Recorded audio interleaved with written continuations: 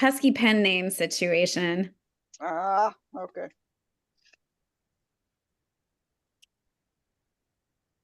Thanks to whoever resent me the link because it had disappeared from my inbox. And so thank you. I was tragically looking for it. Thank you, Jenna. I appreciate you coming so much. Would you mind doing a little intro? Just because I didn't get it from Maggie. I'm so sorry. No, I'm happy to. Should And kick take it off away. now? It's all yours. Awesome. Hi, I'm Jeanna Grinstead. I write young adult and contemporary romance and a little bit of middle grade. I'm represented by Annalise Cervante at Reese Literary, and I do workshops on marketing, writing, PR, and a whole bunch of other things. I have almost 30 years experience in the marketing industry and a journalism degree from Ohio State. So that's just a little bit about me. Do I see another OSU grad out there? All right, Vicki, love it. So you can feel free to ask questions as we go along in these presentations. Both of the ones I'm sharing with you today kind of come from a base of knowledge that I have as a professional marketer, and love having conversations. You can find me at jennagrinstead.com. You can also find handouts for any of my workshops on jennagrinstead.com. If you click on more, and it'll take you to writer resources, and you can find all of the handouts from all the workshops that I do. So should we jump in? Yes. Yes. Awesome. Well, I'm going to figure out how to share, hopefully. Which one should we do first? Should we do generations first or Facebook first? Your choice. All right. How about Facebook. Facebook? Okay, Facebook first. And that's the wrong one. Hold on. Too many presentations. Okay. Should be loading. Can folks see? Hold on. Yes. Can everybody see this? Yes. Okay. I won't be able to see the chat. So if there are questions in the chat, if somebody could just stop me and let me know, I'd appreciate it if it makes sense, or we can do them at the end. So this presentation is the power of Facebook groups, promoting and connecting with readers. And, there's a lot of great reasons to make Facebook groups part of your strategy. There are actually 1.8 billion users of Facebook groups, and half of Facebook users have joined 5 or more groups. I think it's also really interesting to show that 98% of the people who are in groups say that it gives them a sense of belonging, and the average person is spending 33 minutes per day on Facebook every single day. Now, this is going to vary depending on who the target is for your work, but Facebook is the most used social media platform in the United States. So what's interesting about Facebook is it reaches a really broad demographic. Older folks are on Facebook.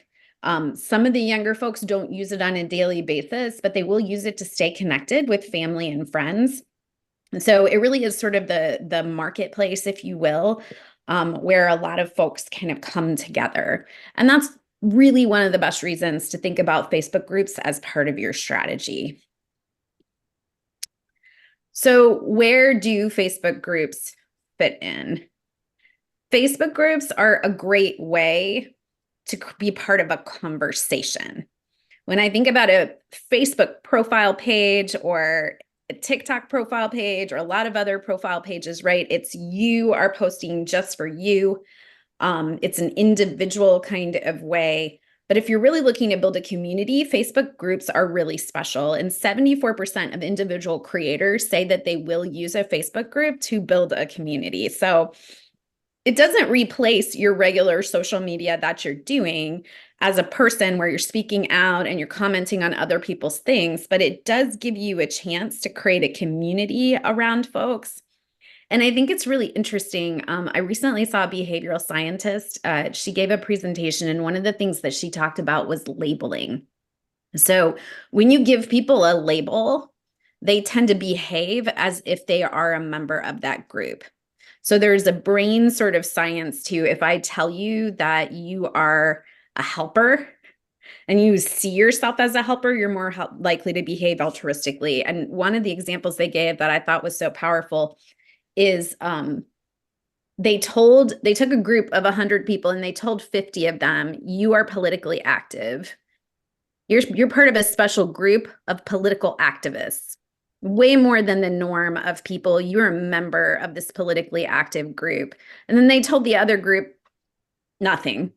And the group that had been given the label, when they controlled for everything else, was 15% more likely to vote, just because they saw themselves as being part of that group. So when you think about Facebook communities, you can join existing communities, but one thing I've seen authors do, and I'll show you some examples of this, is, they give their Facebook community that they create for their fans a label, and they make their fans feel like they're part of a community, like they're, Dorinda Jones calls her fans Grimlets, and that's in the name of her Facebook group. So she's given them a label. She's almost making them super fans through the labeling. So that's just something you might want to consider as you think about Facebook groups.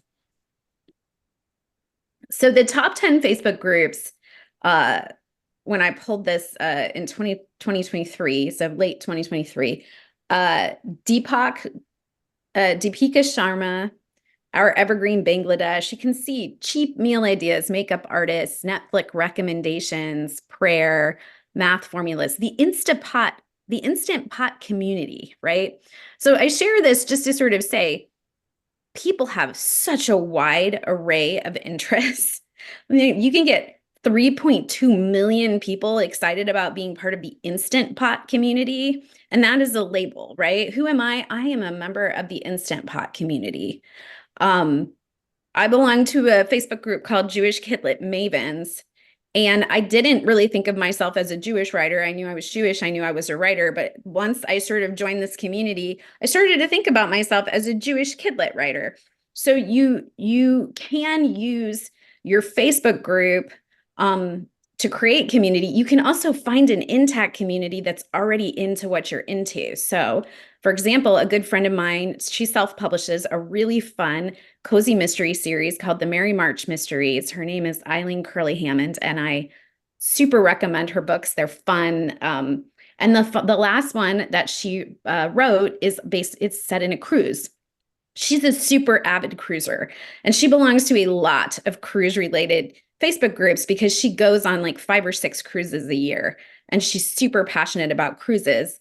And she had mentioned in a conversation to someone on one of the communities she belongs to, oh, my latest book is set in a cruise. And then that person went out into the Facebook community and was like, we need to support Eileen because her latest book is set on a cruise, and it's very similar to the cruise that we all love the most. And so, that's how a Facebook community and your passions and interests and how those interests connect with your book. She didn't set up that Facebook community. She was a member of it because of her own passions. And then when that coincided with her book, her time that she had put into being part of that cruise community ended up paying off in a way that she never intended. So that can be intentional if you're sort of thinking about how you participate in a community. It is really important that you are a participant in the community, that you don't just join the page and then start promoting yourself the next day. It does have to feel organic because these are communities. They have rules, and they are about people trying to connect on the topics that they're connecting on. So we'll talk more about that too in a little bit. So there are a ton of romance reader groups out there, and these are literally just a few. And they're all sort of different. So Romance Reader Obsession, 3,900 members, not huge, but a nice little group of super, super fans available for folks, right? What I think is interesting about them is they do not have super strict rules. They allow you to do cover reveals. They allow you to do sales and promo. They allow you to do freebies or solicitate people to read your arcs. 21,000 members of Romance Readers Find Your Next Book Here. 12,000 members in Romance Readers After Dark. Romance Book Lovers is absolutely huge. And then for those who write on the spicier side, the Smut Hood with 143,000 members. And these are just examples. I really encourage you to take the keywords from your book and search to find the groups that already exist, join them, interact with them. You know, romance book lovers, join it. When you're loving a book, go out and share it. Recognizing there are some strategies for how you can enter spaces, and we'll talk about those too. But romance and Facebook groups is a booming, booming, booming space. So whatever it is you're writing, I assure you there is a Facebook group for it. So just, and again, I can't see the chat, but enter in the chat just, you know, for each other. What is your favorite Facebook group and why? Just take a quick second. What is your favorite Facebook group and why? I'll tell you right now, my favorite Facebook group is Agented Authors on Submission, because it is a miserable process to be on submission to editors, and it's debut agented Facebook. It's a Facebook group about debut authors who are on submission and agented, and it's the only place where I can find other people as miserable as me. Anybody want to like throw one out and share a little bit of why?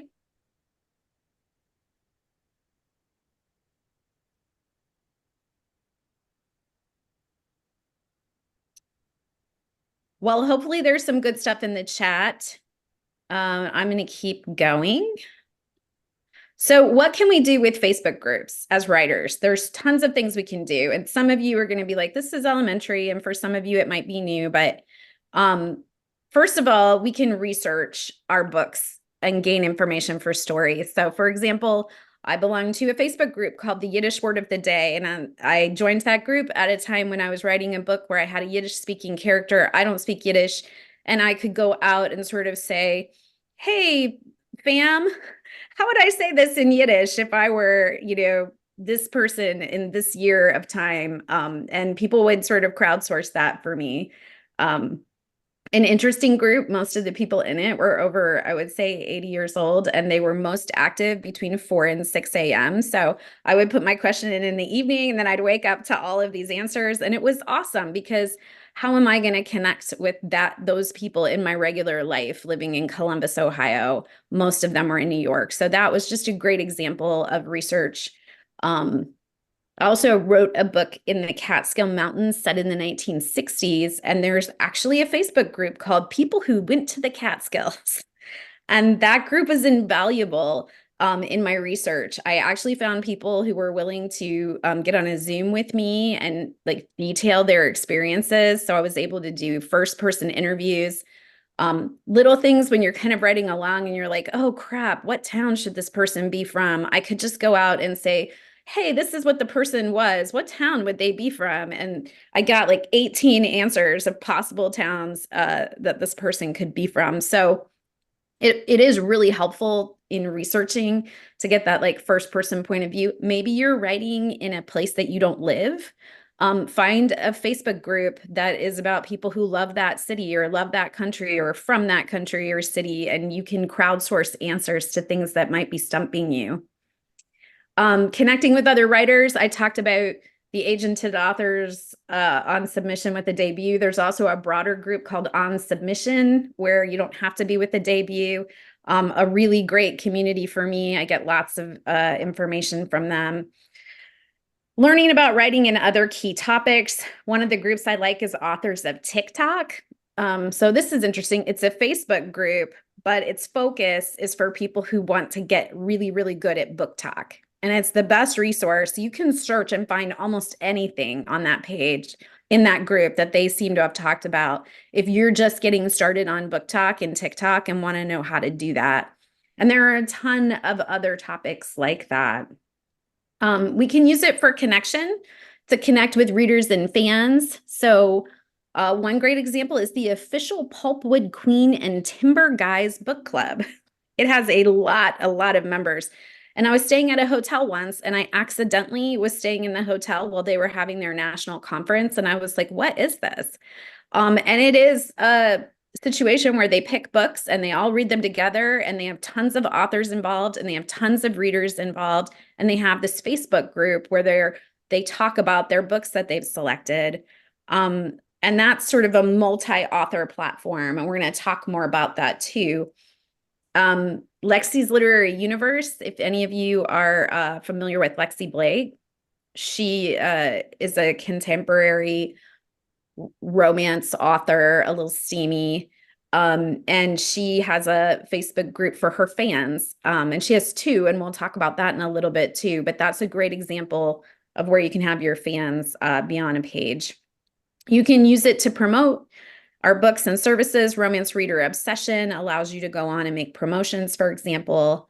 And then you can also use it for events. So Readers on the River is an event in Louisville. They have an RORN on the River Facebook group. And so before I went to the event, while I was at the event, and after the event, people are interacting. So people are connecting ahead of time. So if you're going to an event, make sure you're part of that Facebook community before you go as an author, because you get an opportunity to get people interested in you even before they come to the event. So they're like, oh, I'm going to want to stop by that signing table because Marie was so awesome on the Facebook page. I really want to meet her, right?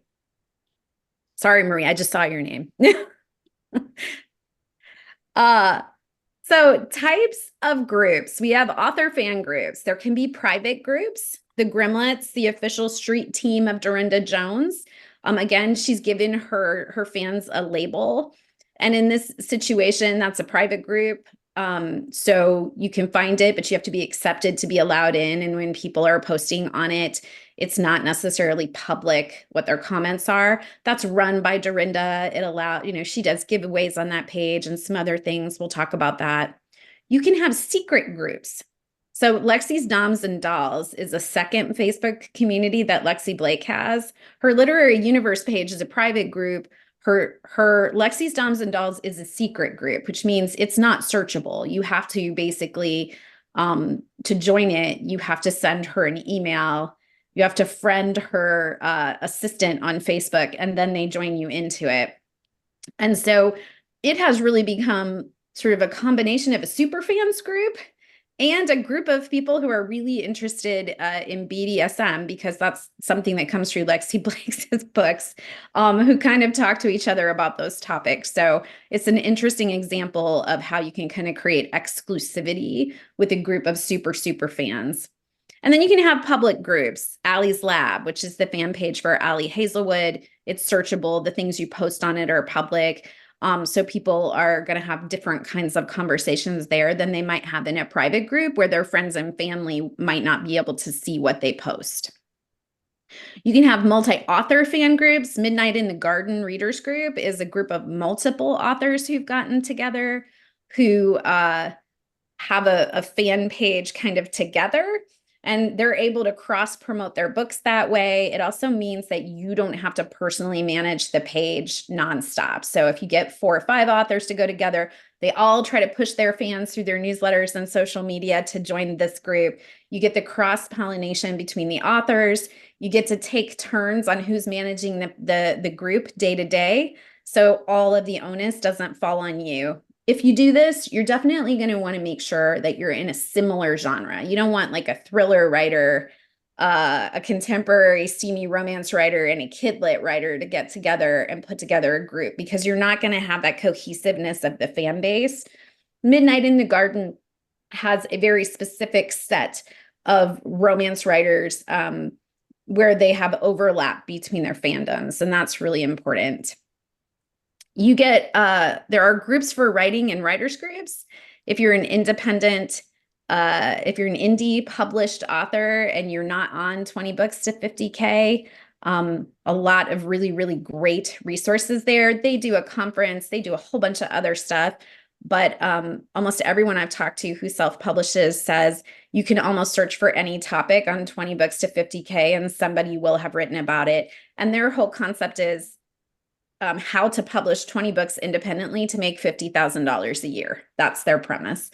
There are also support groups for writers out there. So I have Tourette syndrome and I belong to a group called Authors with Tourette Syndrome. That was really helpful for me because I wrote a book with a character who had Tourette, and I wanted someone to read it besides me for like a sensitivity read. I had a quick question. Go ahead. Would it work to use the macaroni in those boxes, or is that just not great? Okay.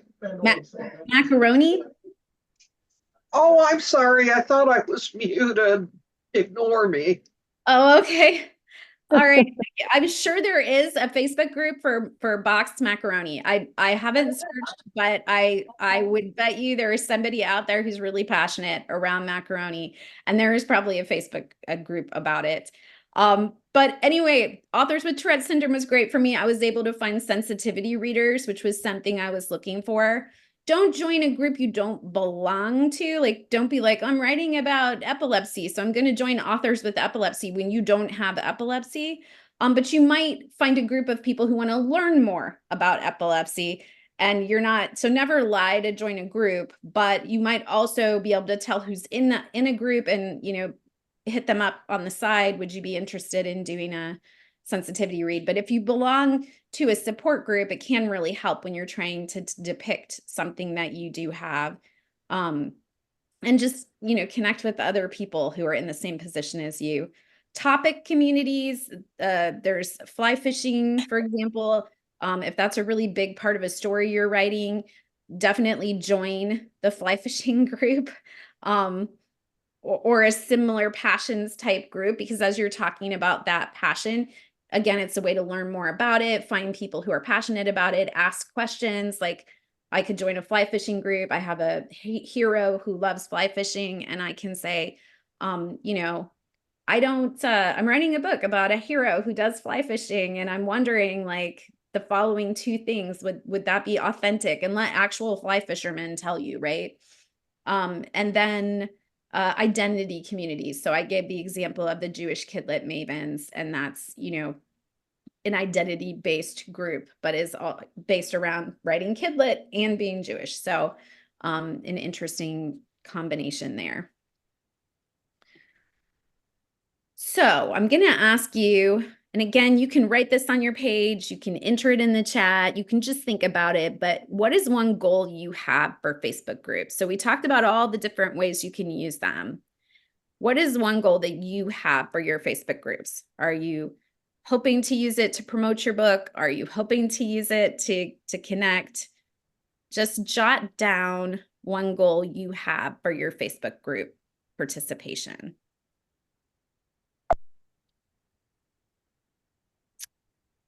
Okay, so as you're thinking about that goal, I want to talk a little bit about what I call Facebook group tactics. So the first rule is, even in your own group, it's not about you. It's not about you, even in your own group. Say that you have a group that is Kara's fantastic fans. You would think that is about you, but it is not about you. It's about creating a community for the people who care enough about your work to want to be part of it. It's about indulging the passions that they have for your world that you've built, for your characters, for each other, and the passion that they share in the fandom that you've created. So one of the first things you want to do is post often to get the algorithm going. So you're going to want to post a couple times a day at least. One of the things I'm going to say is that is why it's nice if you can pair up with someone else sometimes who's in a similar genre, because that can be a lot of pressure on a person who's trying to write, maybe do a day job, keep up with all your other social media and be able to post often to get the algorithm going. So something to think about. Or if it's just for you, some people have an assistant who helps, post often to get the algorithm going. Some people will just kind of pick their two best friends and say, will you guys come into my group and help me manage it? I've seen people just use super fans for this. If you have a couple of people who just really love your world and want to talk about it all the time, give them a label, make them a moderator. Give them a feeling of like, I'm not only a fan, I'm actually a moderator for Allie. Give them a title. Question posts will do really well for you. So people are more likely, it's just the way our brains work. If I see a statement, I'll read it and I may or may not answer. If I see a question, people are sort of wired in our brains to go out and answer the question. So you're going to get more engagement. It does take some time, but I recommend welcoming and tagging new members. So you'll put a post up. Hey, everybody, join me in welcoming Sarah, Jane, and Elliot, who are brand new to our page. Let's everybody tell them, which is their favorite character in the world. So then you get people talking to each other. Because the best thing that can happen as a Facebook group is people talking to each other. And I heard this one indie author who said she loves to get that chatter going back and forth because then her super fans do her work for her.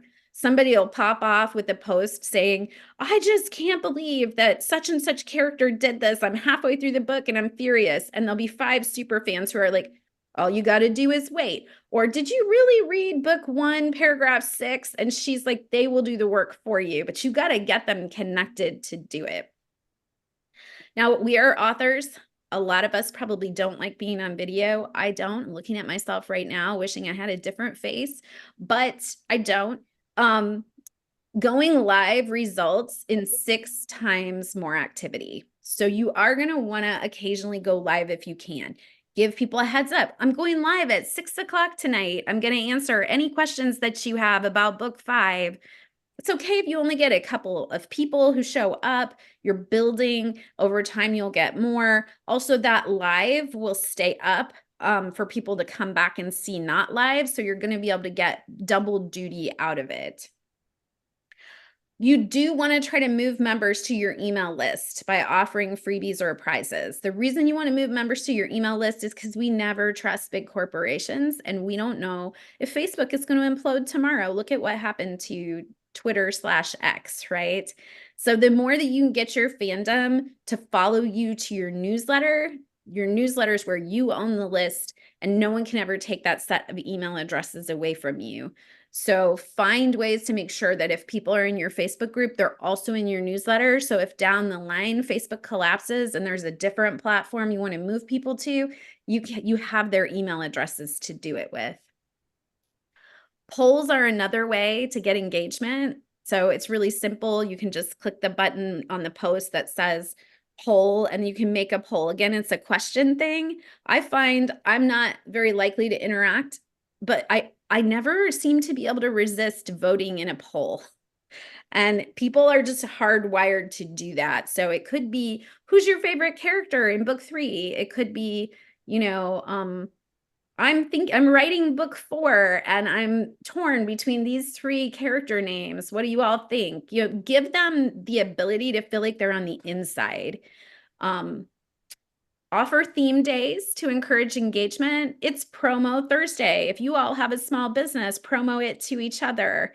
It's reasons why we love my character Ian Friday. It's Taco Tuesday, and we all because one of my main characters always goes to a Mexican restaurant in the book. Tell me your best taco recipe, right? Like, so whatever it is.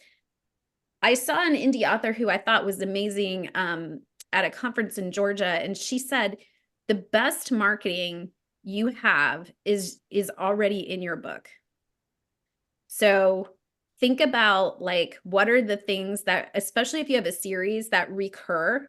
So if at the end of the book, they always circle around the Christmas tree and put an ornament on because it's a family thing, or if my friend Eva Seidler, she wrote an awesome book called Work It Out. It's set in a gym in Sedona, and every single book they have this festival in the town, and it's called The Hunt, and they go and they look for these little alien pigs that this one guy claims are from his home planet, even though it's a contemporary. It's hard to explain, but it's adorable. You should definitely get Work It Out by Eva Seidler. But what's great is she can then talk about The Hunt when she's talking to her fans, and people are trying to figure out, there's a legend, whoever gets paired for The Hunt each year, out of the 100 or so couples, one of them is going to fall in love and get married by the end of the year. So she can use that in her conversations with fans because they know they're going to be able to count on that in sort of every book. And then engaging other authors for takeovers. So if you have a page, be generous. If you're bringing in other authors to take over your page for a day, I'm really excited to introduce my fans to my friend Eva. She's going to be posting all day and answering questions and sharing fun giveaways and freebies all around her book, Work It Out, which I love. And here's why I love it. And then she takes over your page for a day or a number of days, which also means you might be able to go on vacation, which also means you're promoting her. So she's likely to be like, why don't you come over and take over my page? And then you're going to connect with her fans. The other thing that I just want to point out is 81% of users, they only use their Facebook groups on mobile. So if you're posting, keep in mind, that's how they're going to be interacting with you. And those 33 minutes are often minutes that they're spending waiting in line or waiting for a call back or waiting on hold, right? So try to make things as interactive as you can and keep in mind, people aren't going to be able to put huge blocks of text in when they're working and operating from their mobile devices. So I'm actually going to pause because I just threw just a ton at you. What questions do you have about running your own group?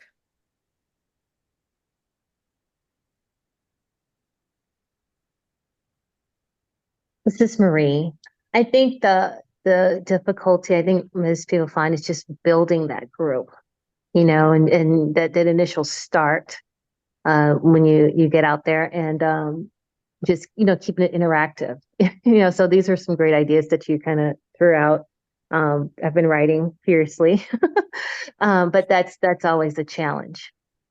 I agree. And it is a challenge. And I think what happens too is sometimes we give up in the early days because it's just like, well, I've only got like 20 people. I'm not going to post something every day for 20 people. But keep in mind, especially if it's publicly searchable, you need to post often for the algorithm to serve you up. If it thinks it's not a very active group, the algorithm doesn't serve it up for people to find you.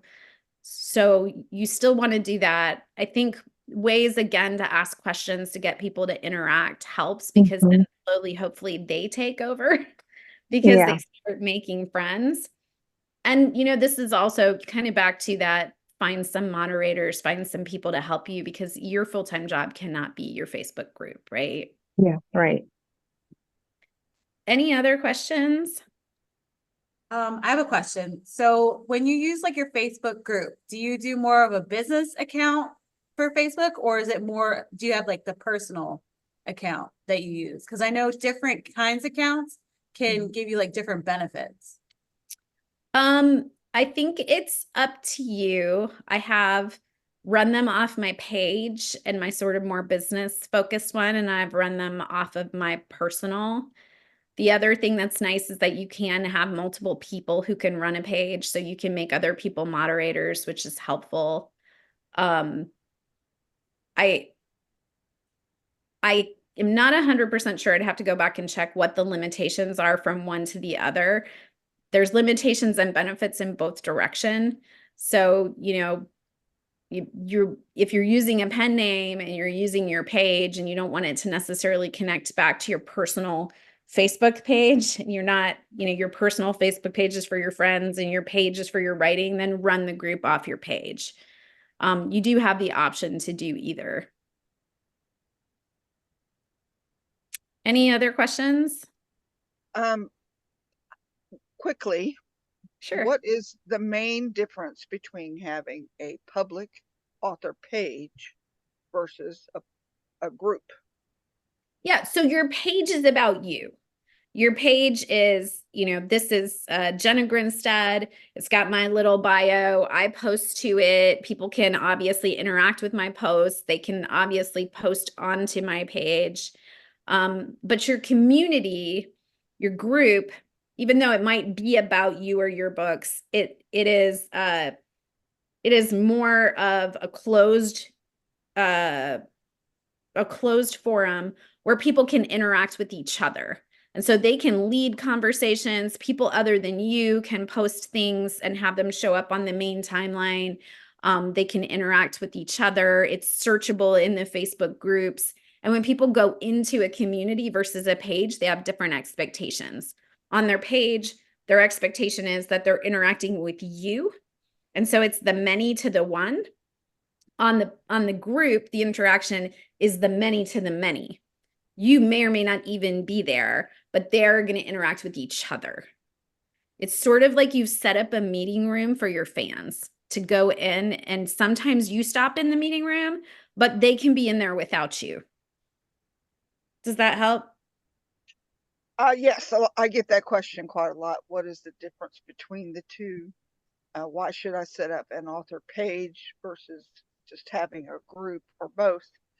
And I know that you can follow a public page and get updates that way, but there's less interaction. The other question I might have is, how do you get a personalized link for your group? Is Facebook doing that? There's a way to share the link. When you're in the group, you can, I have to pull it up, but there's a way to kind of go to a group. Usually what you do is you can use the invite. There isn't really a way that I know of with the group where you can provide like a link. Like usually people, that's the problem too, by the way. If you do it from your personal Facebook, they have to friend you for you to be able to invite them to the group. But if you do it from your page where it's public like that, then they usually don't have to friend you for you to be part of it. So what I typically see is an author will say, I have a group. Yeah, so if you go to a group, there is a share button, and then you can, so if you're on your cell phone, let's say I go to a group, this is my on submission group, there's these 3 little dots in the corner. If you press the dots, then you can go to, it'll bring up a list up. And if you go to the list, you hit share, and then that'll allow you to copy a link. You can then copy the link, and I could text it or email it to you. Does that make sense? Yes, I noticed when I was adding in my groups on the chat feature here, the 20 books to 50K, they have a personalized link. It actually says 20 books to 50K. But our First Coast Romance Writers private group only has numbers in the link. So I was wondering, how can I get our group to be personalized instead of numbered? Mm-hmm. Let me research that one, and I'll get back to you at the end because I'm not 100% sure. You do need to have a business page to do that. Once you're on the page,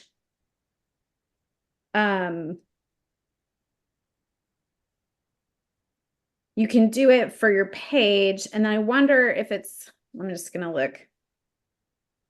I wonder if it's related to whether you've done it from a page or a personal profile. I don't know how you guys have done yours. I don't know either. I took over the group and the. Okay, here we go. I found some instructions. So cool. You can go to facebook.com/groups and select your group. Click group settings in the left menu. Below customize group, click the little pencil next to the web address and then enter the custom URL and click save. Cool. Excellent. I'm gonna go try that. All right. Any other questions? Well, I just had a newbie, I don't know hardly anything question. You may have just answered it, but I have a personal Facebook page and I have a Leah Mel author page. So that is not a business page. That's attached to my personal page, correct? So if I just say I had 2,000 super fans, which I don't, and I wanted to create a super fan page, would I start over with a new Facebook, or do I tie it somehow to those two? I mean, I think that you can still have, if you have a business page, I mean, I would have a business page, honestly, for my author brand. And then tie that to any groups that you start. But if you don't, and you've already sort of started and you don't want to have to migrate your people, that's okay too. Business pages are always public. They're always searchable on Google. So that's So when I created the author page, I clicked on something on my personal page to create it. So to create a business page, I just start from scratch, correct? I think people can have business pages attached to them. Okay. So I don't think it's as much of an either or that way. But if you don't want people to figure out the difference between your pen name, and then you want to have a business email that you keep separate. But you probably have to do so actually I'm kind of looking at this. It always has to be linked to a personal profile. So actually you can't have a business page without it being linked to a personal profile. Leah, this is Vicky. What I did was I created a separate Facebook profile where I proactively misspelled my name, and I only gave that to my friends and family. And that is truly my personal Facebook account. But I have a personal profile that is my author name, which is my legal name, and my business name, because you have to have a profile to create the business page. So to keep yourself private, somehow make up some other personal profile that's truly personal. You have to have a personal profile and so like if I really wanted to keep my pen name completely separate, I would create a new email address on Google and I would make a new personal page just under my pen name. And then I would make my personal profile. Then I would make my business page off of that and then my group off of that. Okay. So like these other groups you're talking about, the Kidlet, all those groups are made off somebody else's personal profile. That's right. And it's interesting because I use Jeanna Grinstead as a pen name, but for many of my groups, I'm just participating under my personal profile, which is my regular name. So that does create a little crisscross. So yeah, if you want to only be known as your pen name and you never want people to be able to make the connections, I would make a personal page under your pen name and grow your world out of that. Okay. I don't have anything to hide. So. Okay. Any other questions before I move on? Okay, I'm going to talk about now tactics for how you use other people's groups. Maybe you don't have the time to make your own group. Maybe like the person who shared a question earlier, you're trying to grow followers for your own group. A couple of things that you can do. Takeovers are always great if you know other authors. And again, you can ask if they would let you take over their page for a couple of days, for a day, for an afternoon, and go in and interact with their fans with the idea of enticing them to come over to your group, to join your newsletter, to buy your book, or all of the above. Using like a community member, I always say, again, when you're on these pages, you need to be respectful to the rules and the reason for the community. So make friends and answer questions. And then organically over time, as you are sort of a super user of that group, people come to know you. And then, you have an opportunity to kind of share who you are. And then later when you want to do some kind of promo, there is a better opportunity. There are also Facebook groups, as I shared earlier, where promo opportunities are fine, or they keep it to a certain day of the week. A lot of groups I belong to will have a Thursday's promo, and you can go into the comments section of that and promote whatever you want. Some groups will allow you, they might have 200,000 members, and they might allow you for a small fee to have a promo opportunity. Some will allow you to solicit ARC readers or give away free things, but they won't allow you to promote your book outright. Sometimes you can promo in the form of a question. I'm working on a book about cruise ships, and I'm wondering if anyone on this call has read other cruise ship books that I could refer to. And then, in the comments, people might ask, oh, well, what's your book? You might not be able to provide a link to it, but you might be able to say, oh, you can find it on Amazon, just search my name. So there are some ways to do that. And then I always say, engage your friends and fans to post on your behalf. Nobody wants to see, like, here's my book. I wrote this book. But when someone says, here's a great book I just read, it's that much more powerful. And it usually is allowed in the context of the rules. Oh, we're all excited about cruise ships. I just read this book about cruise ships. You should all check it out. It's so fun. So those are some of the ways that you can use other people's pages to promote your work. So just enter in the chat what your favorite way is to interact with your groups. Just again, an opportunity for you all to learn from each other. And then I can't see the chat, but hopefully you can all see each other's answers to that. So you might ask me, I have a Facebook page and I don't understand how I know if it's working. And so, one of the things that I always say is there are different layers. So the first thing that's pretty simple to see is how many members do you have? And I don't want you to think if I don't have 2,000 members, what's the point? Because 20 super fans can recommend your book many, many times. I have personally recommended this one book that I love to more than 20 people myself, right? And in fact, I buy copies of it and give it away. And then I have to buy new copies for my bookshelf because I keep giving them away. So, track your membership. I think the best thing with membership is it slowly growing? Do your members bring in other members? Can you entice your members to bring in other members? Figure out who's the most active and, really engage with them. Make sure that you're going out when that active person talks about how this character that they love and say, oh my gosh, I'm so glad you like it. And, bring problems to your group around, I'm trying to grow the membership and you guys are all so awesome. What ideas do you have for me? Growth. That's, how many people are posting, commenting, and reacting? What do your views look like? If you're getting a lot of posts where you're posting and people are viewing it, but no one's commenting or reacting, try some little tricks like polls or questions to see if that helps your engagement. If you're not getting a lot of people posting, you're the only one posting in the group, think about how you could entice a few of the people that might be your closer friends to start posting, to show other people that it doesn't always have to be the author, to kind of get people more engaged. You can also look at engagement. So are there popular days and times?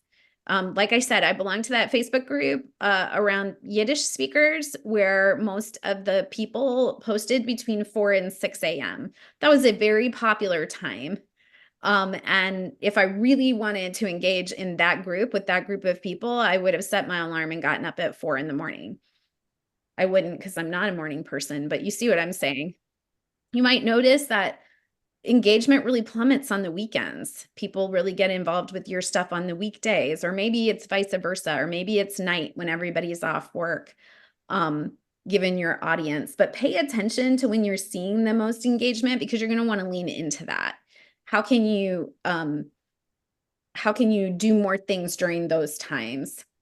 And then a really common metric that marketers use for Facebook groups is take those who interacted over the last 28 days, divide by the total number of members, and then multiply by 100. And the top groups, the really most best groups on Facebook can get that number up to 80%. So you're kind of tracking where you are. Don't worry if yours is 20% or 10%. It's really just do the metric once a month and see if you're tracking up. And if you're not tracking up, and if these numbers just don't move for you, then Facebook group might not be the best tactic for you right now. You want to make sure that the time that you're putting into this, you're getting back over time. But I say give it at least 3 months before you say it's foregone conclusion.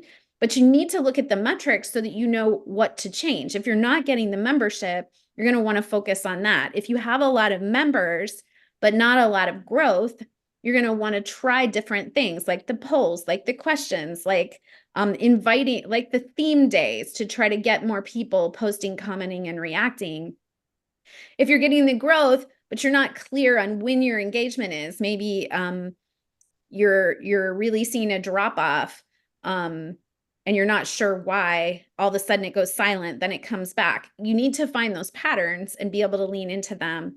And then you can take that common metric and kind of watch it over time. And you should see that engagement go up as your group gets more growth over time.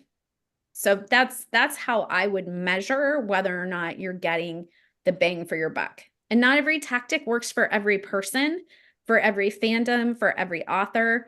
And every one of these tactics takes time. I have a friend who built a pretty good following on TikTok. She's actually been selling books in the TikTok store. She was posting twice a day, every single day. Every video was taking her 2.5 hours. So that was, 5 hours a day making videos. And so she was selling book 1, but she didn't have any time to write book 2.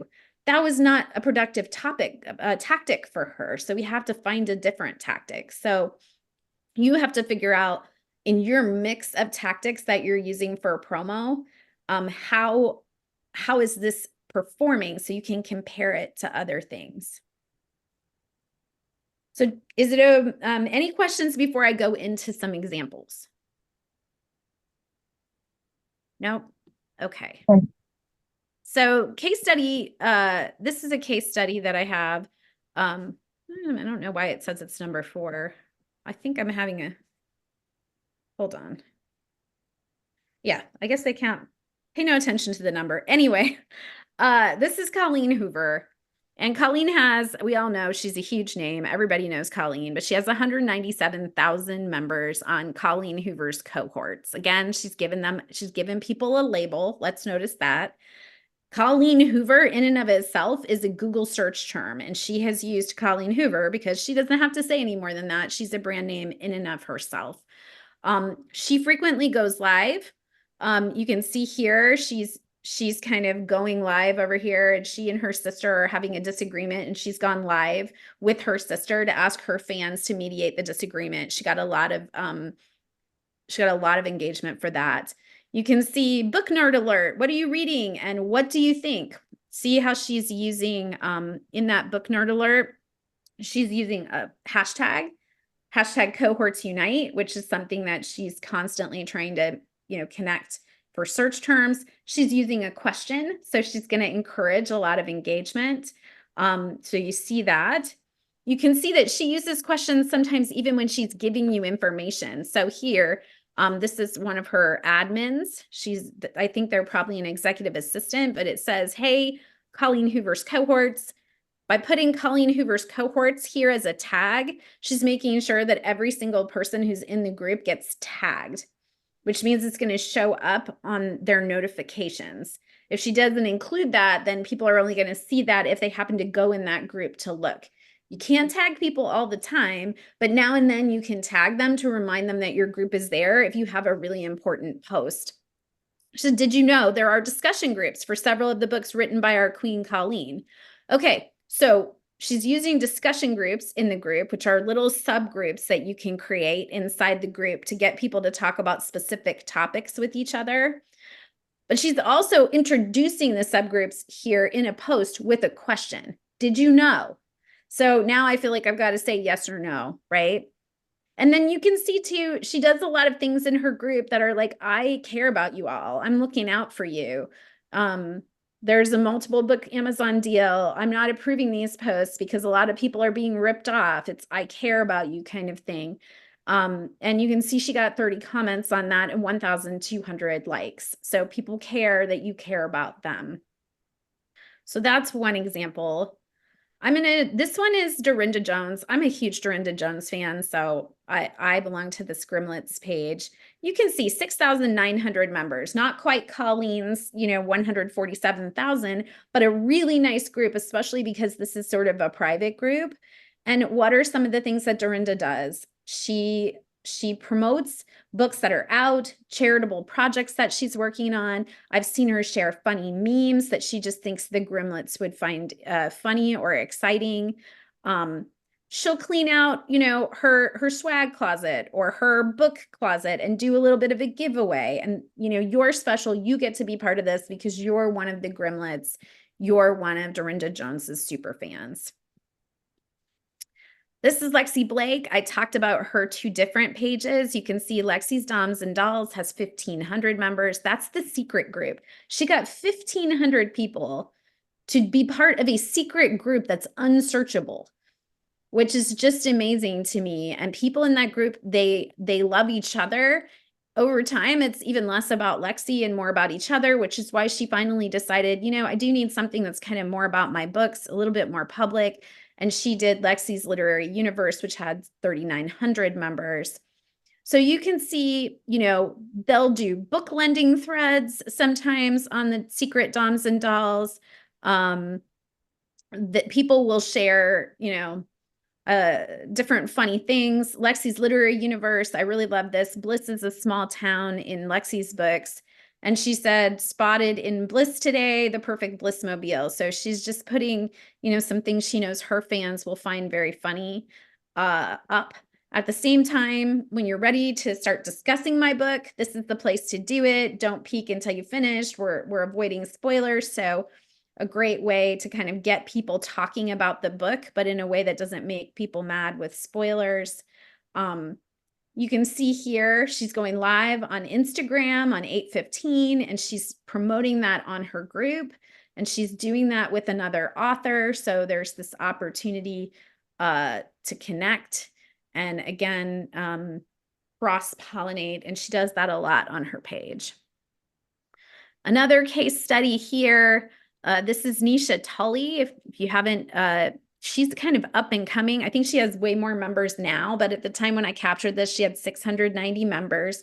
She writes books kind of in the Sarah J. Maas sort of category with fairies, and her book Trial of the Sun Queen just got bought by Orbit, but she was an indie starting out.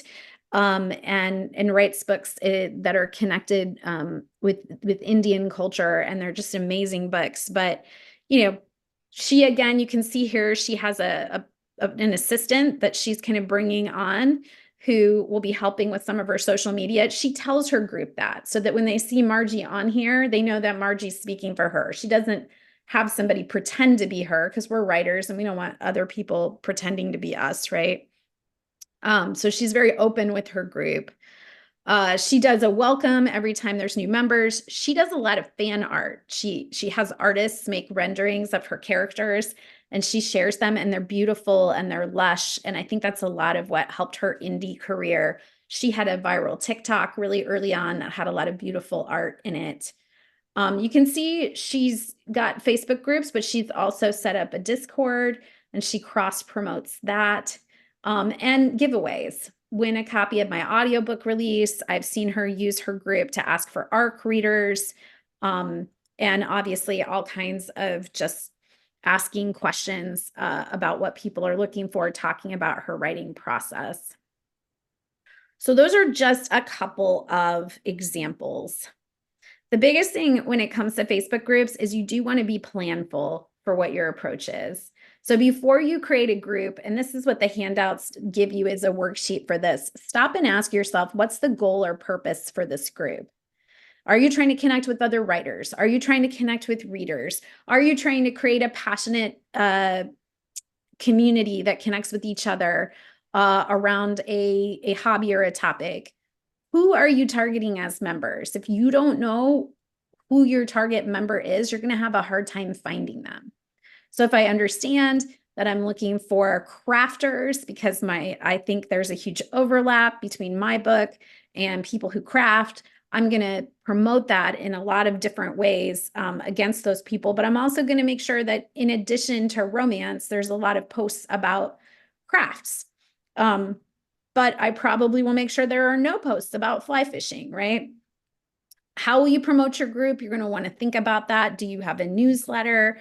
Do you have a website? Do you have other social media you can use to promote it? Do you have other groups you belong to that would naturally, people would move over with you? What tactics and timing are you going to use to drive engagement? I think if you're going to manage a group, You need to sit down and sort of think, I'm gonna have theme days. They're gonna be this days of the week. I'm gonna ask questions or do polls. I always say for the posts that you're gonna put out there, try to plan them at least 2 weeks in advance so that you're not freaking out every single day about what you need to do. And, I know I have a friend who sits down once a month and creates all of her posts for her pages and for her group. And then, she also will go in between and interact with different things, but at least her piece of it, she's planning. And then how will you measure success? Ultimately, are you trying to first build membership, then worry about engagement? Are you okay measuring engagement and thinking that your membership will go up as you do that? And then as you're kind of planning to get the most out of your participation in others' Facebook groups, actually stop and ask yourself, what groups do you engage with? Make a full list. What opportunities in those current groups do exist for you to increase your impact? And then what is your plan? I'm a big fan of the I will statement. So instead of, with other people's groups necessarily having 25 tactics, just 3 or 4 I will statements. I will go into the cruising Facebook group every day. I will answer at least one thing every day. I will ask some of my good friends in that group if they would mind sharing my book in the other cruise forums that they belong to, whatever that looks like for you. And then one thing I do want to talk about is keywords when you name your group. People search for groups to belong to the same way they search Google. And so if you have keywords in your group name, you will be more likely to get people to purchase it. So for example, I could say Jeanna Grinstead writes. Okay, well, unless you're searching for Jeanna Grinstead, I could just say Jeanna Grinstead. My Facebook group could be Jeanna Grinstead. Unless you want Jeanna Grinstead's Facebook group, you're probably not going to find me. I could say Jeanna Grinstead writes. If you're looking for if you're searching the word writes, who's going to do that? More than likely a writer. So if I have my Facebook group named Jeanna Grinstead writes, I'm going to probably be found more by writers than readers. So I might want to call it Jeanna Grinstead closed door romance books. Do you see what I mean? So how do you figure out? You can go to Google Trends and you can see on Google Trends, just put in your genre and see what is being searched for the most often. And so you can see here that I kind of put in romance and it came up with mythology, literature genre, bookworm, insect, romance novels for teens, Colleen Hoover books in order, closed door romance books, absolute vodka flavors. I guess that's romantic. So this is just giving me clues for what I might put in my name as I name it. You can also look at Amazon categories. That's a good way to get keywords. So let's say you write medical drama, that's a romantic theme is medical. So you might say Jeanna Grinstead, medical contemporary romances. So again, if I'm searching for medical or contemporary romance or both, I'm going to come across your group. You can do a Facebook group search of your own and see what other groups are out there and what's coming up at the top. And then you can also look at different search engine optimization services for fees that would offer lists of what's being searched. Typically, the first 3 are enough if you kind of do your homework and search a couple different ways, see what's being searched the most, and then name your group accordingly. Lastly, kind of to what I alluded to earlier, we don't know if Facebook will last forever or not. There are alternatives to Facebook groups. Definitely keep a website, keep an email list, try to move your group to the email list. You saw Nisha totally trying to move her Facebook group into Discord. That's another option. It's free. Slack has some basic options that are free, but if you don't subscribe to premium in Slack, you don't get any history, which I think is problematic for a long-term group building, and definitely makes it less favorable than Discord or Facebook. And then a lot of people will also just say, listen, if someone's going to monetize my group, it should be me. And they may go to Patreon, where you can ask people to join the Patreon community by giving a certain amount of money per month. And then Patreon will take 8 to 12% of the income that you generate, but you will generate income from the group that you create. So I belong to the Smart Bitches Trashy Books Patreon community. I get a lot of neat little freebies. There's a Discord that I got signed up for because I was part of the Patreon community that I can go out to. I find I don't go out to Discord the way I go out to Facebook, because Facebook is that common marketplace that has a lot of functions. And for Discord, I have to be thinking I want to go look at this community. Whereas on Facebook groups, because I'm already on Facebook 30 to 40 minutes a day, I'm getting all of those groups kind of like in my face more. So those are the trade-offs that you need to think about. So I'm taking it off share to just answer any questions on this before we move to the next workshop. And I think there's a break in the middle too, but any questions?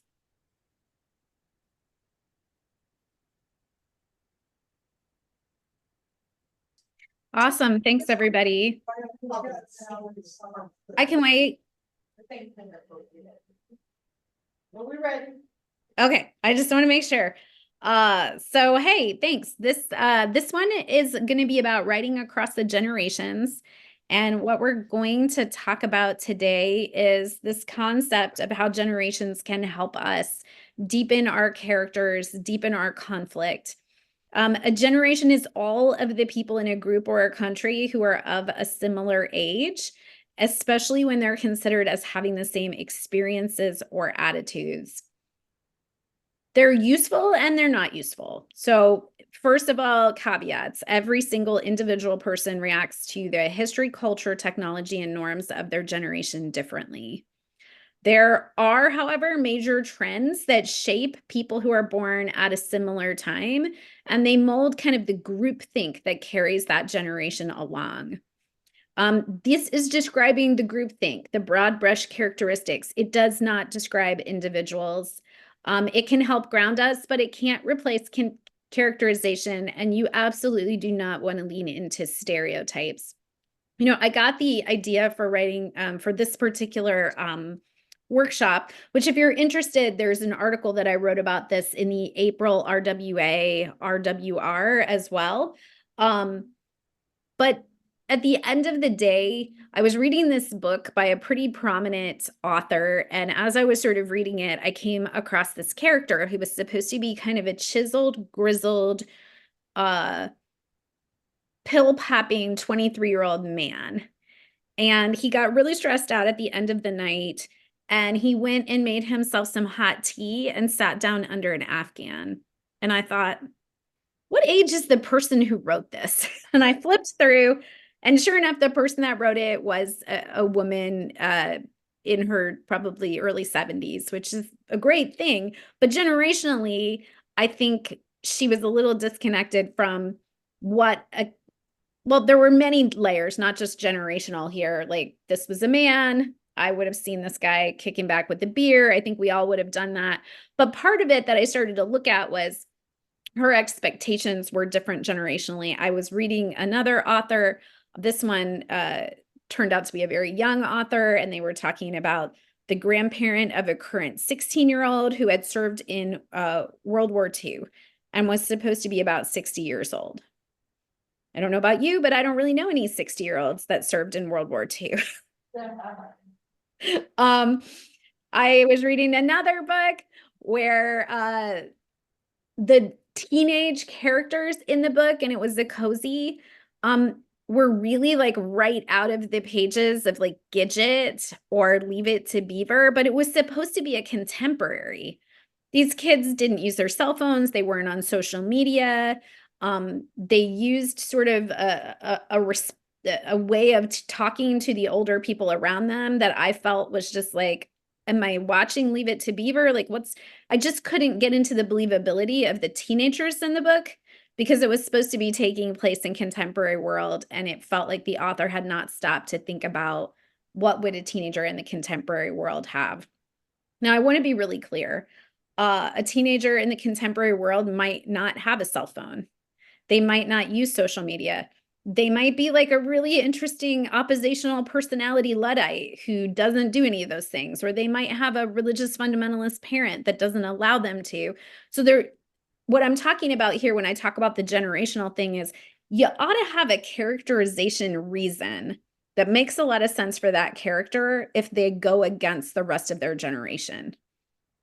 Maybe they've been in a bomb shelter with their parents since 1962. I don't know, but you need to have a reason. And so we'll talk about some of that. Understanding the generations is the first step to understanding when you're writing to the generation and when you might be doing something that's out of step with the generation that you might have to, at the very least, explain in your characterization. So these are the generations. There is one missing from this. There is another generation called Gen Alpha, which is people born 2015 to 2024. Given that, so you may have some Gen Alphas in your group. I don't have Gen Alphas in this presentation because they're awfully small. They're not really fully shaped yet. A couple of things that I will share about Gen Alphas is at the young ages that they're at, they have more buying power than any generation has ever had at the young ages that they're at because of these little things. So a lot of them have Apple wallets. They're purchasing things at Amazon. They're using them to walk over at age 10 to the Dairy Queen and get themselves an ice cream cone. So don't assume because you have a 9-year-old in your book that they have no purchasing power because different 9-year-olds have different parents with different rules. If they have a cell phone, they probably have access to some sort of finances as well. So it is an interesting thing about Gen Alpha. Gen Alpha doesn't believe that they will ever own a home given the current environment, but they're awfully young to even be thinking about that. So that's one of the reasons I don't include them yet. They're not really fully shaped. There's still a lot of unknowns about Gen Alpha, but I did want to kind of share that. So we're gonna actually start with this is mislabeled. Yeah, no, it's not. We're gonna start with Gen Z, which is people born 1996 to 2015. These are 86 million people. Sometimes they're called pluralists or plurals. And we'll talk about why when we talk about them. We'll talk about the millennials, 1981 to 1996, sometimes called the echo boom or the generation me. We'll talk about Gen X, 65 to 1980, 49 million people, sometimes called the forgotten generation. Baby boomers, 74 million people, sometimes called the me generation. An interesting thing, millennials to baby boomers with that echo boom, generation me generation. And then we'll talk about the silent generation, often called traditionalists, born prior to 1945. There is another generation above this generation called the greatest generation. These were the people who did actually fight in World War II. There are still a few of them knocking around, but they are in their late 90s, getting on toward 100. So I'm not going to include that big group either, but keep in mind as you're writing books, time is passing. So we have to kind of think about like grandpa probably didn't fight in World War II, but maybe great-great-grandpa did, or maybe great-grandpa did, depending on the age of your characters. Or if your character is in their 50s, then maybe grandpa did fight in World War II. So just some things to think about. So a couple of things just at the top of the generations. Where should we eat tonight? Where should we eat tonight? Answering this question, what search engine do you all think a Gen Zer will open up to answer this question? Just shout it out. TikTok. Somebody got it right away. Yeah, it's actually TikTok. 40% of Gen Z searches begin on TikTok or Instagram instead of Google. So when my daughter and I were in Chicago, and I was like, we need to make a dinner reservation. Let's see what's good. I went to Google and she went to TikTok just automatically because she trusted influencers who might tell her on TikTok where the best place to eat was more than she trusted the websites that would pop up in a Google search. So that's an interesting difference between generations. So we're going to talk about Gen Z. I'm going to talk about Gen Z. Gen Z is the most multicultural US generation. in terms of the percent of this generation that is identifying as Latinx, as Black, as being from multiple races. You have a much more multicultural generation here. This generation was shaped by a set of different, different life experiences than some of the other generations. So they've always had school shootings. They've never gone to school from kindergarten or preschool on where they haven't had to do drills because someone might come into their school with a gun. So that's very much shaped them from an anxiety perspective. And anxiety is at all-time high levels among these younger generations, both Gen Z and Gen Alpha. There are also generations that are more comfortable with diagnoses, generations that have grown up having their entire lives disability protections through the ADA. This is the generation that came of age when there was the first Black president. They definitely were children through that and sort of had an expectation that we lived in a multicultural, multiracial world. They saw gay marriage be legalized. They are the generation that saw the Black Lives Matter movement, the election of Trump. COVID-19 played a huge role in disrupting the education of these young people. And then they were really big people who sort of participated in the Great Resignation. It saw the millennials that were a little older than them participate in that as well. They are the gayest generation. This generation is way more likely to self-identify as being LGBTQ. They are very comfortable with pronouns. And so it's just a very different sort of set of thoughts in what this generation is comfortable with. Their communication style is video first, it's immediate, and it's very one-to-one. So we're going to talk about millennials. Millennials sort of lived their whole lives in this very curated way online. Gen Z is sort of backlash to that. They do these TikTok videos, they're funny, they're interesting, they're part of like an entertainment value. They spend a lot of time on TikTok, but in terms of how they communicate with their friends, they're much more likely, if they're on Instagram, to use what they call spam accounts. So they might have a main Instagram page that they post on like twice a year, but then they have this other Instagram account that's called spam, and they only let their 20 top friends be on it. And they'll put sort of anything and everything on that to kind of what's going on in their lives, and they don't curate it. It's just very raw. They use Snapchat in a similar way because Snapchat is impermanent. If you're not familiar with Snapchat, you'll get videos and then they disappear. This is a generation for a while. The app Be Real was really popular, and it was sort of at any time of day you could get an alert and you had to take a picture that showed what was going on in both directions. And then that would get published out to your Be Real friends. And of course, you would only let your network of people that you really wanted to be real with be part of that network to see that. So Gen Z has a little bit more of a privacy streak, even though they're using all this social media. They have their circle of people, and that's why you'll sometimes see them be called plurals. They tend to group date. They tend to do a lot more things in groups.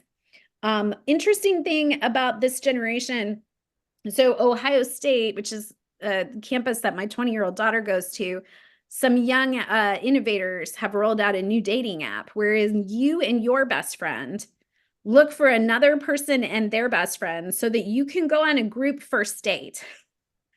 Because this is a generation that they really operate as part of their group. Again, there are lots of people in this generation who don't. They're also not that face-to-face of a generation. So a lot of their interactions are happening online. Sometimes when they get into the real world, they don't even know how to talk to each other. So there's a lot of their interactions that actually happen online through the Snapchat, through the Instagram, through the FaceTime, again, to that small circle of trusted folks. And, you know, when you think about the media that they've grown up with, Things like Percy Jackson was huge in the early days. Diary of a Wimpy Kid started to shape this generation. As they've gotten older, media like Never Have I Ever, Euphoria. So it's interesting. Later, we'll talk about the sex this generation is not having. But there is a lot of violence and sexual content in what they consume. And Zendaya is a really great example of this generation. So if you're trying to get someone in your head for Gen Z, Zendaya is a great representation of Gen Z. So this is Gen Z. We're going to move on to millennials, and I'll kind of bring this together a little at the end. But what percent of millennials ages 23 to 38 do you think are married? Shout it out. 40%. Did you say 50%? 50. 50%. Okay. So millennials 44%. So we were kind of in the range there. But interestingly enough, between the ages of 23 and 38, 53% of Gen Xers were married, 61% of boomers, and 81% of the silent generation. So again, as you're writing characters, whether they're family members of your main character or their main characters, it's good to know that these sort of 23 to 38 being that age where most people get married is not actually true of millennials. It's not above 50%. So still quite a lot at 44, but a pretty big jump from our silent generation folks, for example. So let's meet the millennials. Millennials are they were the group who sort of the first group to kind of grow up with social media.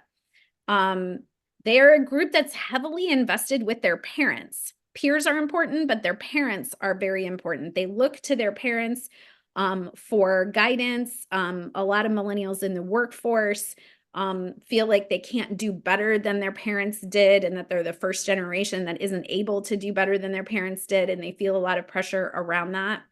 Millennials today are 45% of the US workforce, and 79% of them would quit tomorrow and work for themselves if they could. So it's a generation, though they're very, very close to their parents, they pride themselves on being very, very independent as well and very entrepreneurial. 75% of them say that they support businesses and causes based on their social justice work.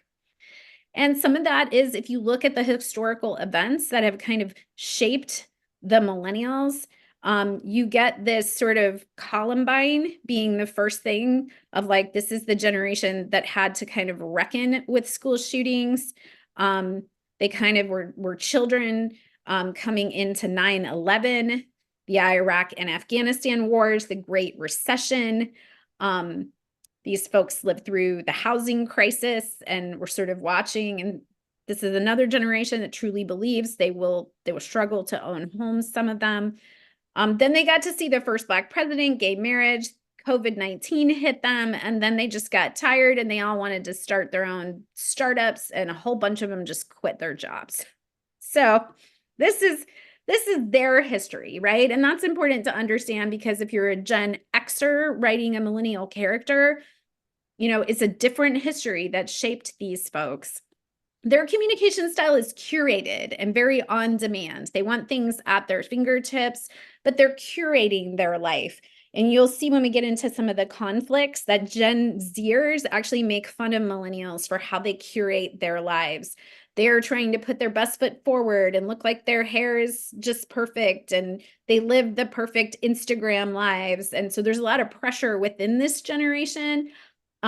This is the generation, of when I have kids, then I put my kids online, and now you hear Gen Zers saying that should be outlawed. We didn't like that, especially Gen Alpha is coming up sort of saying, I'm actually not happy that my entire life has been documented on your Instagram page, Mom. And they're 11 and they're saying this. So millennials they grew up in this much more curated, high pressure world, pressure to be perfect, pressure to have a perfect online profile, making it more public to everyone. Interestingly enough, millennials are really high users of libraries. They are actually the generation that uses libraries the most. And I find that really interesting, because people would think, some of these younger generations don't use libraries. They're huge library users. They grew up on MySpace. They had to move to Facebook. They moved to Instagram. They moved to Snapchat. They're basically trying to stay one step ahead of the people older than them and kind of always have that sort of coolness vibe of their own space. That's like a millennial type space. And now they're being hit with these Gen Zers and Gen Alphas kind of coming in, and that has kind of created some identity crisis we'll talk about later.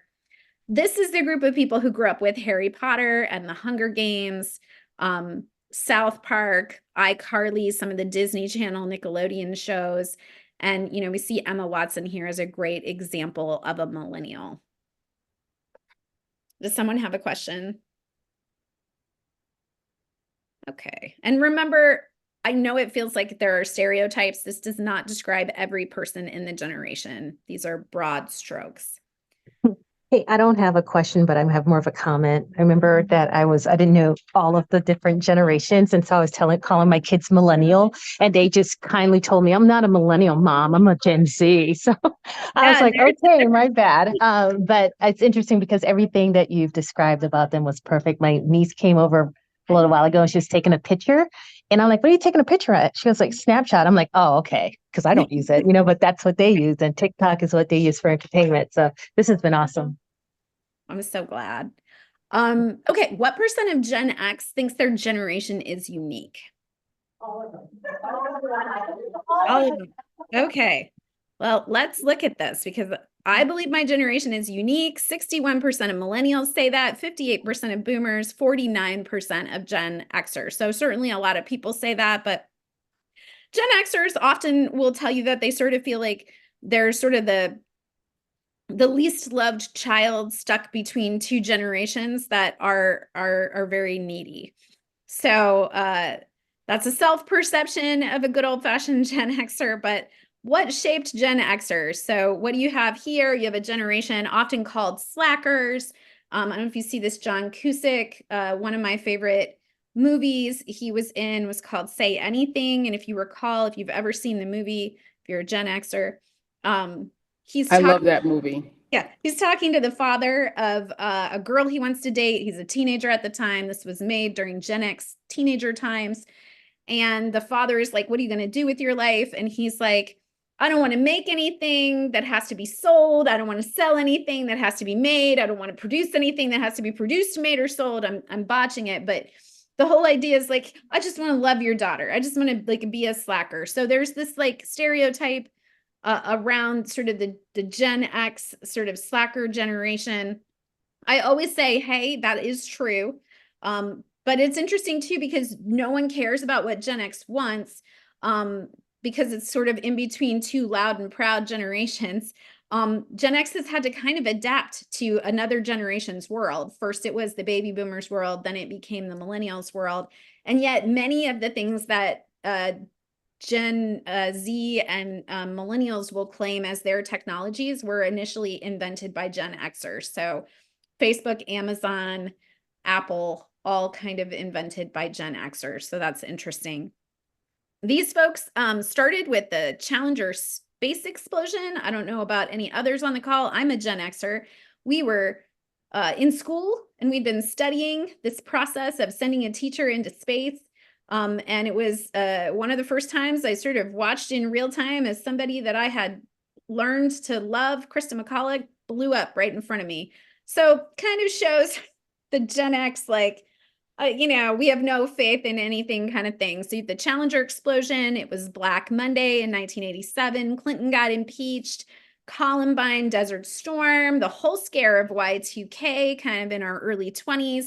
And then we rolled right through to September 11th. So you can see it's a little bit of a different trajectory of events than what we saw for the millennials and the Gen Zers in terms of the things that shaped this generation. The communication style, as I said, was flex because we were never in charge of it. So, coming into the workplace with, in some cases, DOS email and paper memos, and then moving to, very rapidly into the internet age, now having to adapt to the AI age. Gen Xers have had to just kind of go with whatever the evolving communication style is and be that bridge between millennials and baby boomers.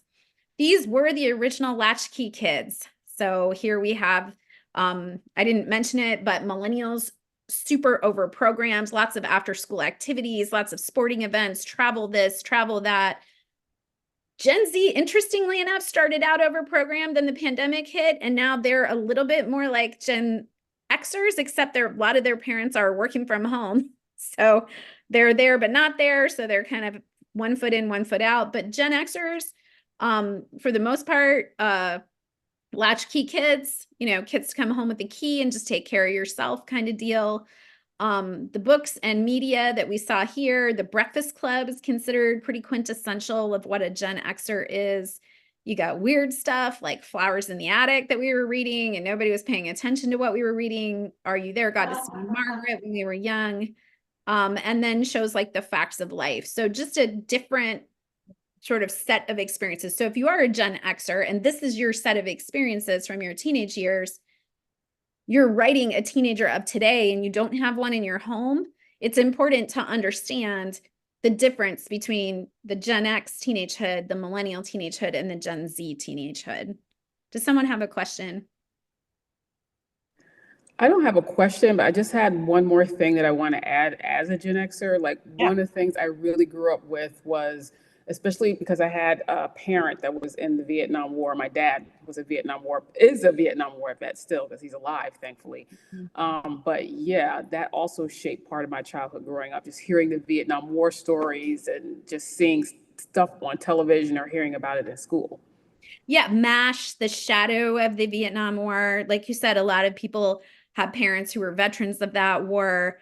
A lot of like the shadow of the 60s, the peace movement, all of that, but that was like not our reality. So it was an interesting thing for Gen Xers. Thanks for bringing that up. So rolling on through, what social media network is used by 72% of baby boomers? Anybody want to take a guess? Facebook. Facebook, that's right. So meet the baby boomers. Historical events that shape these folks. These are the folks who sort of had civil rights and the JFK assassination in their childhoods, Vietnam War and protests, which as parents of Gen Xers, you're going to have that shadow, right? The fall of the Berlin Wall, the Challenger explosion, the Black Monday, the Clinton impeachment. So these are sort of the things you can see that really impact baby boomers.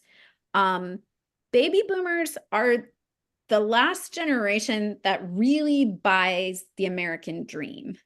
So this idea of like, if you work hard, you get rewarded. They're not as influenced by their peers. They're sort of individualists. They tend to be the most financially stable of generations. They're very loyal to brands. Their kids often see them as workaholics, especially their millennial and Gen Z children and grandchildren who have, more the Great Resignation in mind, take the, just a very different relationship with work. These folks would prefer the phone or face-to-face, but they absolutely navigate email and Facebook in big ways. They value experience, they want respect, and they've adapted to the established kind of social media sites. And even we're even seeing more baby boomers navigate onto TikTok now. So, as the baby boomers get established on TikTok, the younger folks will move somewhere else. That's how it works, right? This is the first generation to have Title IX. This is the first generation to grow, to be able to kind of come into their fertility years with the birth control pill.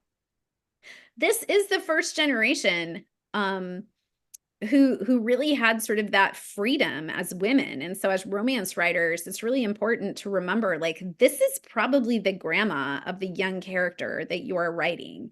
I have a 64-year-old aunt who is in a rock band and dating and has had, looks younger than me, quite frankly. And that's a baby boomer, right? These folks have really fought aging. This is Meryl Streep. She's the quintessential baby boomer. So they had an interesting, yes, they grew up on Patty Duke and the Partridge Family and a lot of, their parents sort of pushing values around sexuality on them. But then there was also kind of free love and birth control. There was Valley of the Dolls and Jack Kerouac's On the Road and just this idea of kind of being individuals. There was the sort of generation gap between them and their parents. There was the, you know, my children have a grandmother that smokes pot, you know? So as you write your baby boomer characters, recognize too, you know, there is a wide swath. You have your like kind of old hippie grandmother baby boomer, but you also have conversely, my children have a grandfather who is a very buttoned up accountant.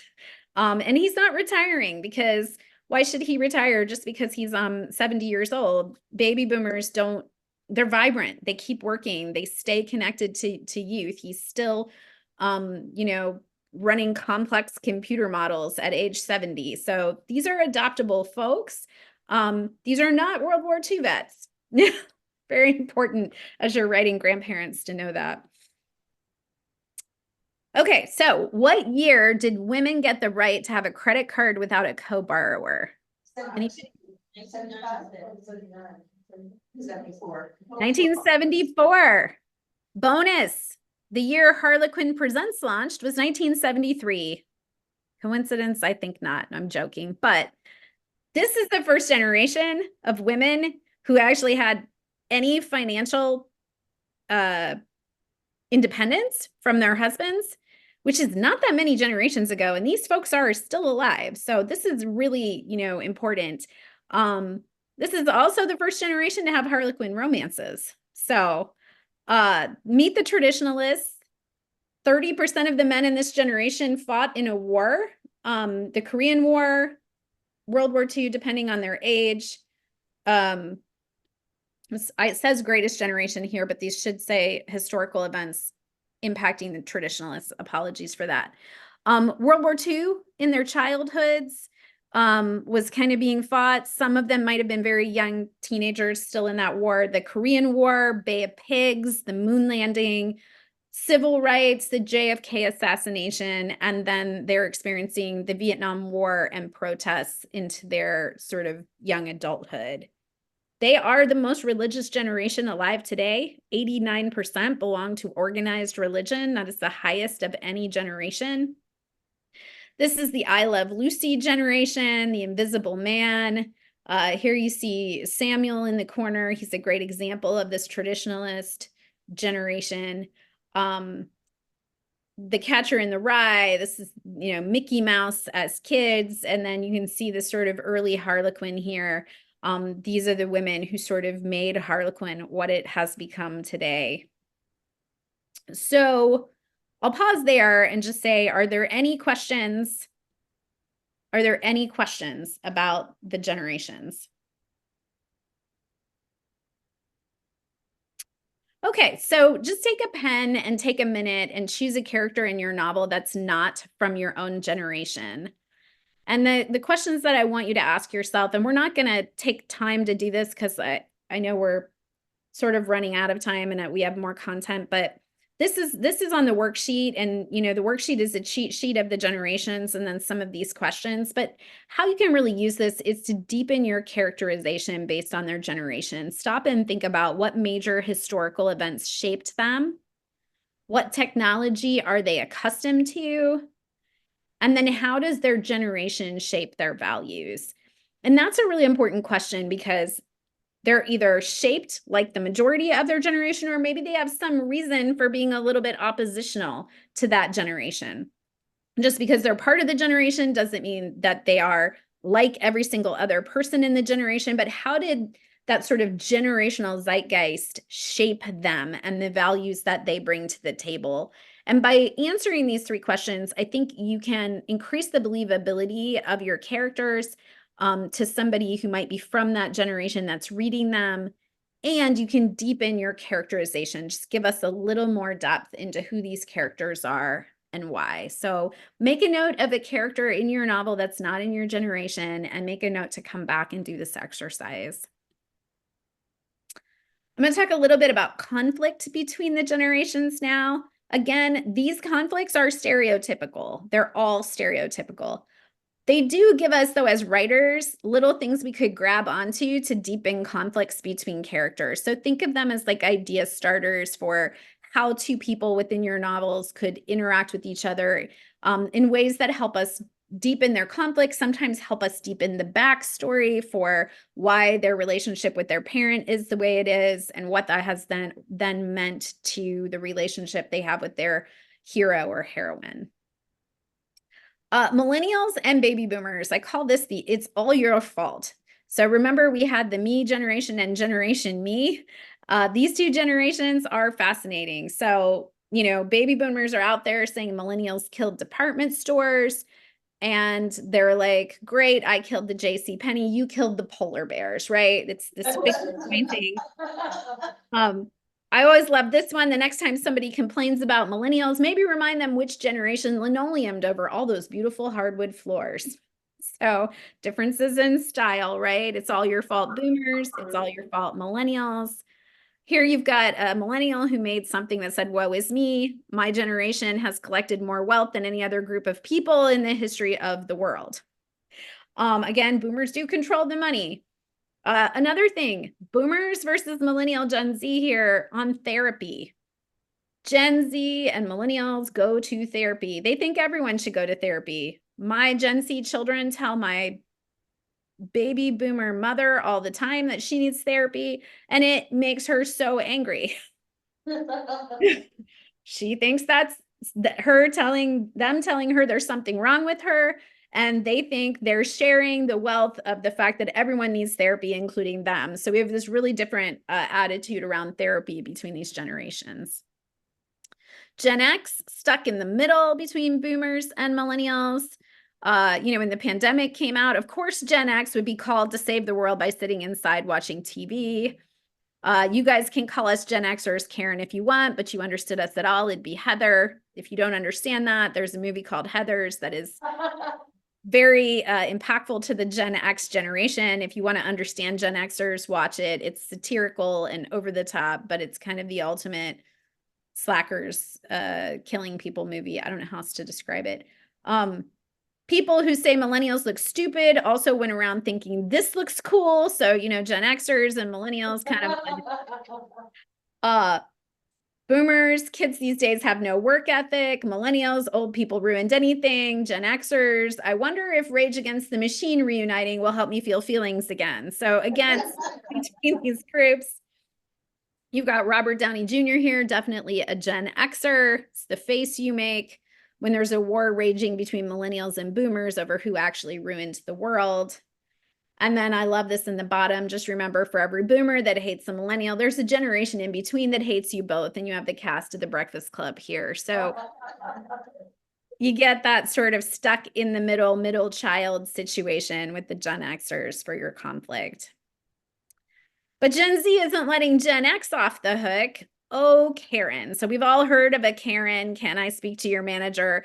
Those are the Gen Z kids saying, you know, my Gen X parents complain constantly. Can they just stop complaining? Can they just shut up? You know, Gen Z, you're the Karen generation. Gen X, meh, whatever.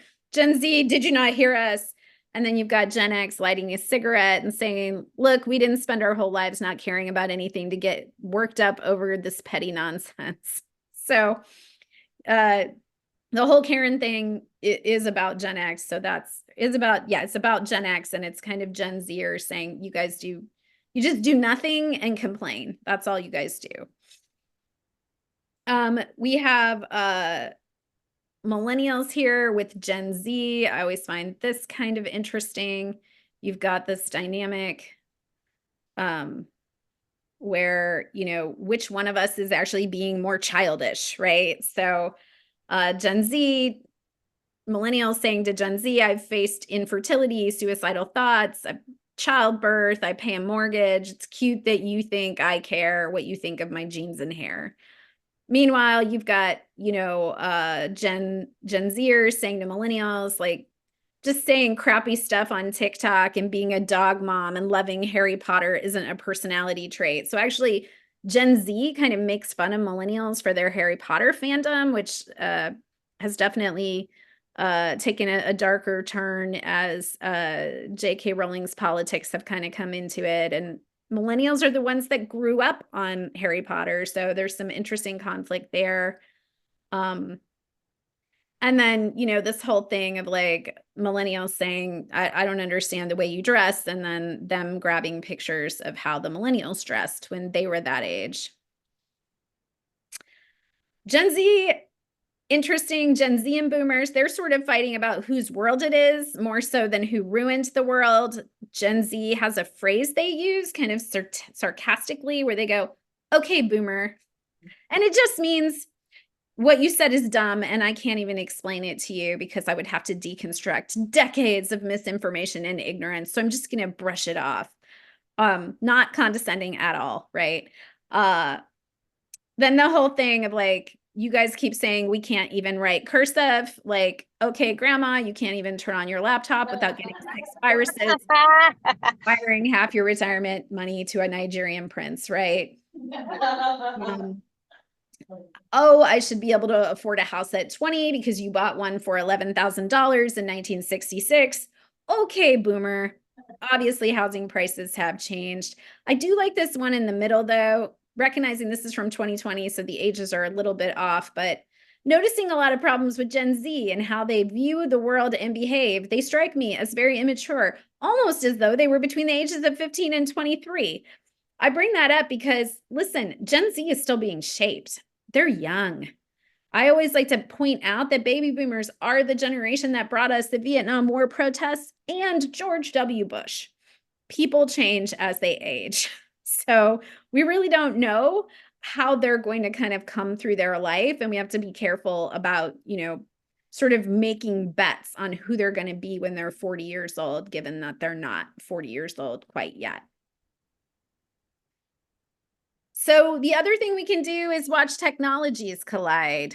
This is a Perspectives Global survey on 10 emojis labeled by Gen Z as old. So if their parents or their supervisor at work uses these, they roll their eyes. The thumbs up emoji, the red heart, the okay hand, the check mark, the poo, the loudly crying face, the see no evil monkey, the clapping hands, the kiss mark, and the grimacing face. So you're sending these to your Gen Z kids and they're rolling their eyes. Are you serious? I use the thumbs up all the time. I thought that was universal. Come on. You know, and it's on Teams. I use it all the time at work too. But you know, remember, these Gen Zers are like, they're 24 years old sitting on that call and they're rolling their eyes. Let's talk about sex. We're romance writers. Let's do it. Think this is really interesting. The number of US teenagers having sex has declined substantially since the 1990s. We had 55% of 15 to 18-year-olds having sex in 1991. It's 38% in 2019. We have the number of sexual partners. We started with 3 with the Greatest Generation, went to 5 in the Silent, baby boomers at 11, Gen X at 10, millennials at 8. And I'm going to guess if Gen Z were in this research, it would be even lower. Gen Z doesn't have a lot of sex. We talk a little bit about why. They don't leave their houses a lot, so a lot of the sex happens online. So I guess online sex could happen. They're snapping pictures, but they're not necessarily bumping uglies.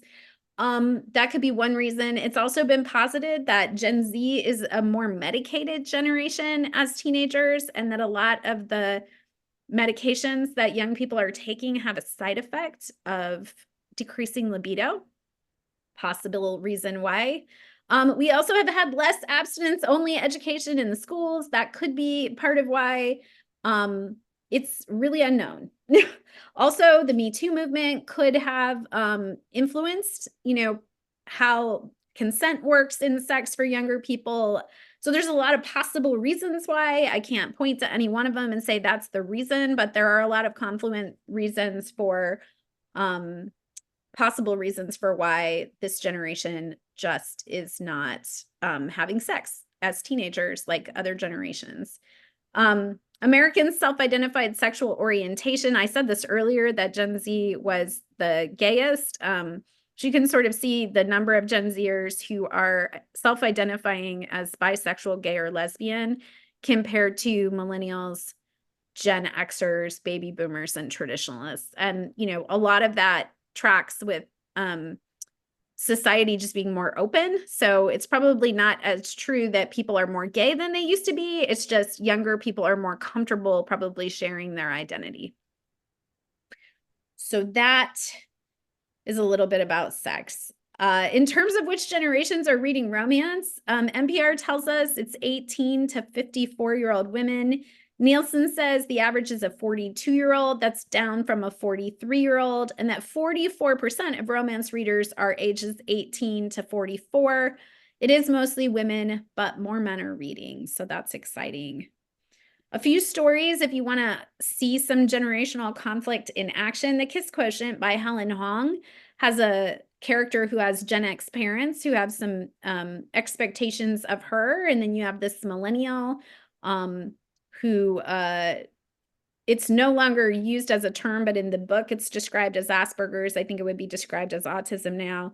But how she sort of embraces that label and how that sort of works in her romance. There's some interesting generational pieces there, and her love interest and his grandparents. So there's some really nice things there. I always recommend the Gilmore Girls. We have a millennial, a Gen Xer, and then Lorelai's mother, sort of baby boomer traditionalist. I'm kind of on the cusp there. And so that makes for some really interesting generational dynamics. And then rumor has it where we have a man who has slept with 3 generations of women in the same family. And the dynamics that kind of live across that conundrum are interesting for generational conflict in a story. So the last thing that I'll say is if you choose 2 or more characters in your novel, think about how you can deepen the conflict between these characters by leaning into some of their generational differences. What are the fundamental values clashes between them? Maybe you have siblings, one's a millennial and one is a Gen Zer. I have a millennial child and a Gen Z child, and one of the biggest fights those 2 children ever had was the millennial child sharing personal information about the Gen Z child on a public social media post. That Gen Z child was furious. You did not get my consent for that. That was not okay. So a values clash between 2 siblings that slight difference in generation meant that they had a different relationship with technology. It could be conflicts between a grandparent and a grandchild over things like the role of the military. I think we're seeing generational conflict right now in the US around Israel, for example.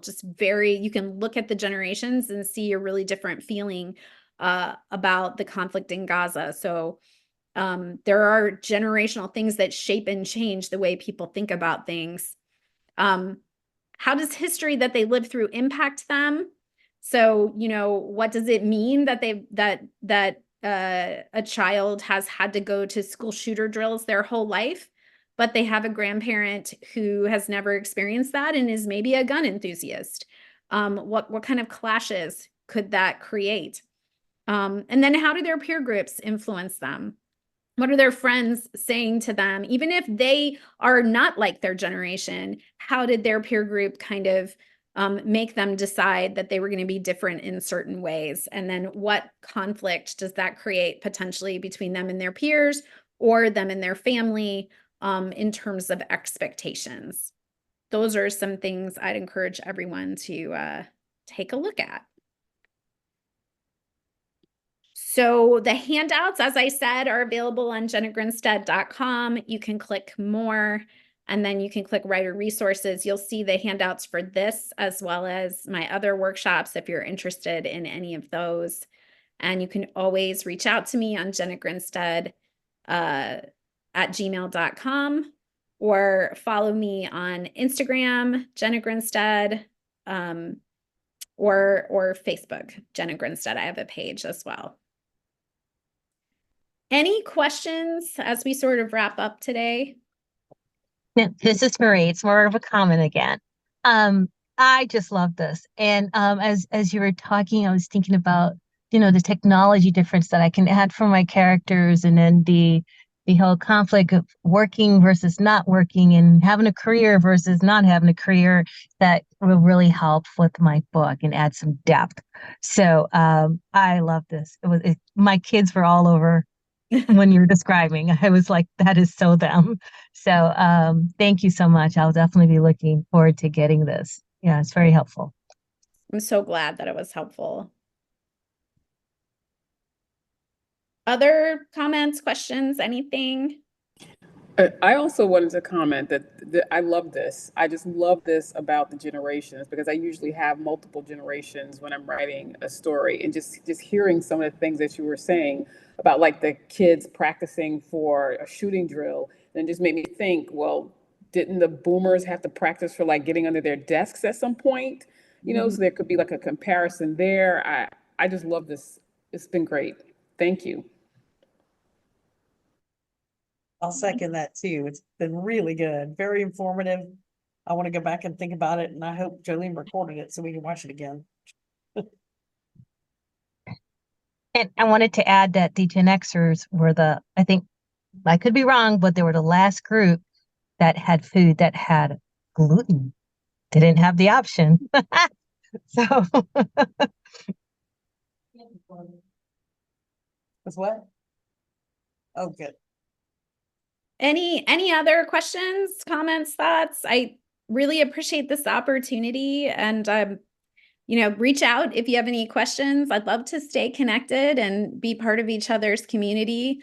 I'm always a fan of meeting other authors and helping promote your work as well. Jenna, we really appreciate you. Fabulous. thank you.